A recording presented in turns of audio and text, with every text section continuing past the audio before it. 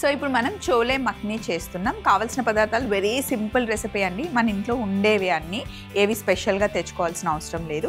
ఒకసారి ఇంగ్రీడియంట్స్ అన్నీ చెప్తాను చూడండి. బటర్, ఇలాచీ, దాల్చిన చెక్క, జీడిపప్పు, కొత్తిమీర, ఉల్లిపాయని ఫస్ట్ బాయిల్ చేసి ఇలా పేస్ట్ చేశాను అనమాట. బిర్యానీ ఆకు, ఉల్లిపాయ ముక్కలు కొంచెం పెద్ద పెద్దగా కట్ చేసుకోవాలి. క్యాప్సికమ్, పచ్చిమిర్చి, టమాటో ప్యూరీ, కారం, జీలకర్ర పొడి, ధనియాల పొడి, కసూరి మేతి, పసుపు, అల్లం వెల్లుల్లి పేస్ట్, గరం మసాలా, ముందుగానే నానబెట్టి బాయిల్ చేసి పెట్టుకున్న కబూలీ చెనా, అలాగే టమాటాలని మిక్సీలో పట్టి ఇలా పేస్ట్ చేసుకున్నాను. ఫ్రెష్ క్రీమ్ లాస్ట్ గార్నిష్ కోసం. సో ఇప్పుడు పొయ్యి మీద గిన్నె పెట్టాను. గిన్నె వేడిగా ఉంది. ఇందులో ఫస్ట్ మనం కొంచెం ఆయిల్ వేసుకుందాం. డైరెక్ట్గా బటర్ వేస్తే కొంచెం బర్న్ అవుతుంది కాబట్టి కొంచెం బేస్ ఆయిల్,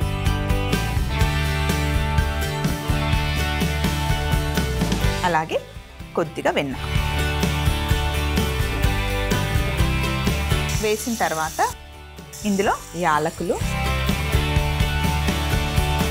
దాల్చిన చెక్క,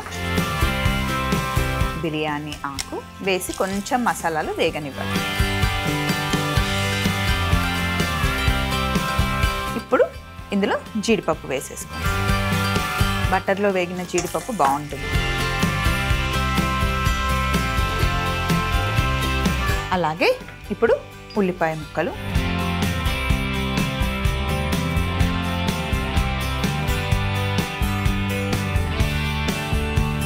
క్యాప్సికమ్,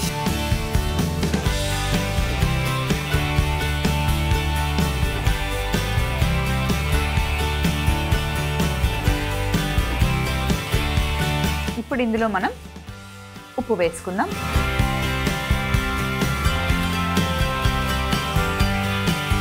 ఉల్లిపాయలు, క్యాప్సికమ్ కచ్చా పచ్చాగా వేగితే సరిపోతుంది. ఫుల్ కుక్ అవ్వాల్సిన అవసరం లేదు. ఇప్పుడు ఇందులో ఆల్రెడీ పసుపు, ఉప్పు వేసి ఉడికించి పెట్టుకున్న శనగలు వేసేసుకున్నాం.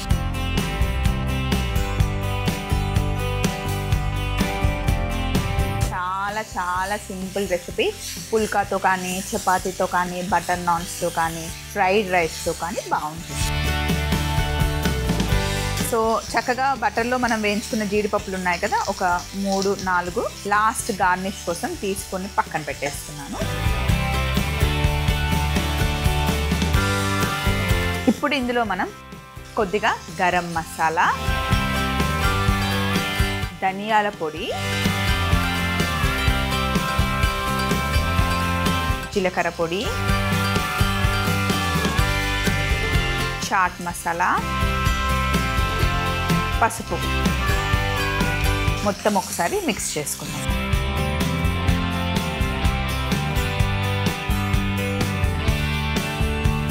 ఇవి మసాలాలో కొంచెం శనగలు ఇలా వేగిన తర్వాత అప్పుడు ఇందులో మనం కొంచెం అల్లం వెల్లుల్లి పేస్ట్ వేసుకుందాం.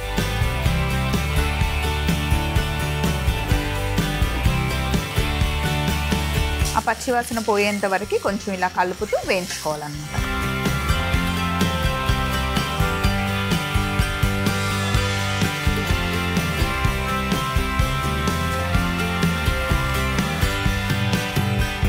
అలాగే ఇప్పుడు ఇందులో కారం వేసుకుందాం. ఇది కాశ్మీరీ చిల్లీ పౌడర్. చూడడానికి కారంగా ఉంటుంది కానీ ఎక్కువ ఘాటుగా ఉండదు. సో ఇంత వేస్తున్నాను అనుకోకండి. కలర్ కోసం మనం కాశ్మీరీ చిల్లీ పౌడర్ వేసుకుంటున్నాం.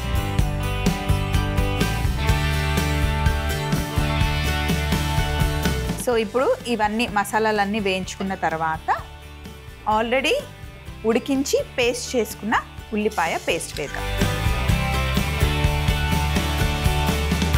అలాగే పైన తొక్క తీసేసి పేస్ట్ చేసుకున్న టమాటో గుజ్జు,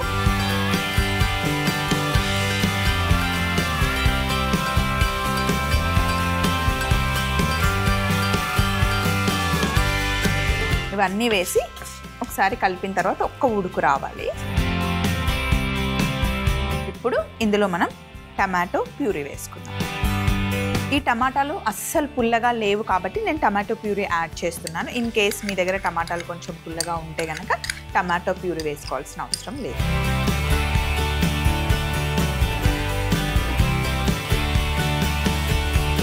ఇవన్నీ వేసి కలిపాం కదా. ఇప్పుడు ఇందులో మనం నీళ్లు వేసుకుందాం.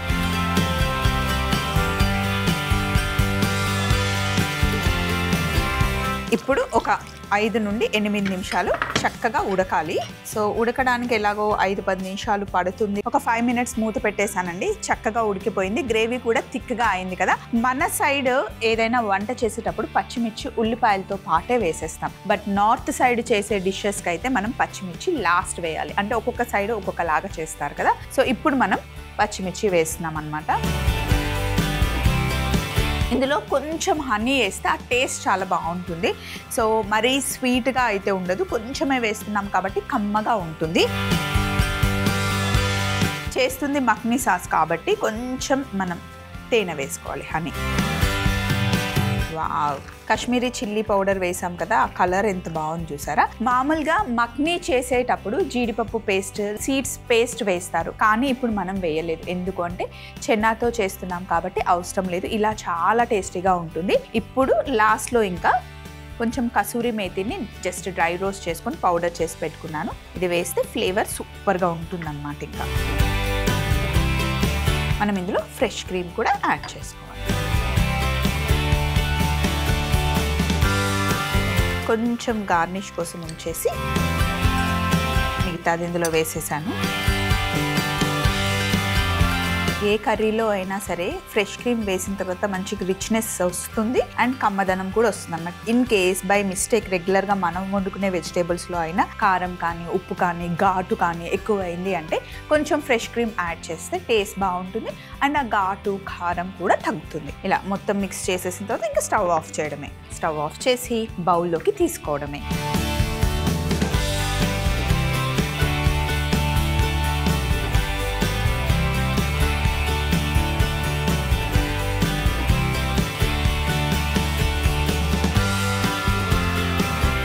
లాస్ట్లో మనం పచ్చిమిర్చి యాడ్ చేసాం కదా, లైట్గా గ్రేవీ లోపలికి వెళ్ళి కొంచెం క్రంచీగా బాగుంటుంది అనమాట. అంటే నంచుకొని తినేలాగా ఉంటుంది. ఇలా ట్రై చేయండి మీరు ఎప్పుడైనా. రెగ్యులర్గా ఫస్ట్ వేయకుండా లాస్ట్లో కొంచెం వేస్తే మరీ అసలు కొంచెం చప్పగా ఉన్న పచ్చిమిర్చి అయితే డైరెక్ట్గా మనం కొరుక్కొని తినేయచ్చు అనమాట. మనమేమో మొత్తం డీప్ ఫ్రై చేసేసి సమోసా పక్కన అలా పెట్టుకొని తింటూ ఉంటాం కదా పచ్చిమిర్చి. నేనైతే పప్పుచారు చేసినప్పుడు కూడా అలా పచ్చిమిర్చిని వేయించి పైన కొంచెం ఉప్పు వేస్తానన్నమాట.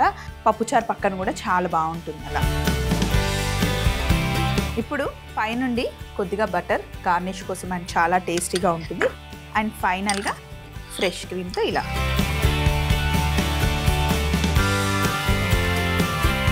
ఒక చిన్న కొత్తిమీర.